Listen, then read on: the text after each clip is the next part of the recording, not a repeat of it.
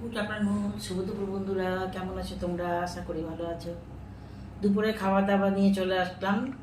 আজকে প্রচণ্ড গরম পড়েছে, খেতে তো হবেই। দেখো আজকে আমার দুপুরে লাঞ্চে কি আছে, ভাত আছে আর একদম হালকা করে মুসুর ডাল, পটল ভাজা আর মিষ্টি কুমড়ের ডাঁটা দিয়ে আলু, মিষ্টি কুমড়, ঝিঙে, কাঁকরোল দিয়ে একটু মাখামাখি করে তরকারি। আমার তো এটা খুব পছন্দ।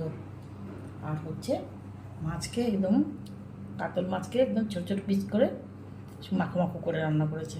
আর হচ্ছে আমের চাটনি। আজকে দুপুরে মেনুতে আছে আমার এইটুকুনি বন্ধুরা।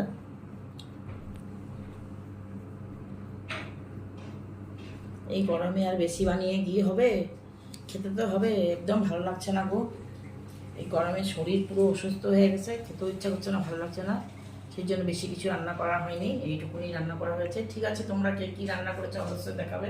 খেয়ে দিয়ে নাও, আমি খেয়ে দিয়ে নেই, আমি দেখবো পরে। Bye bye.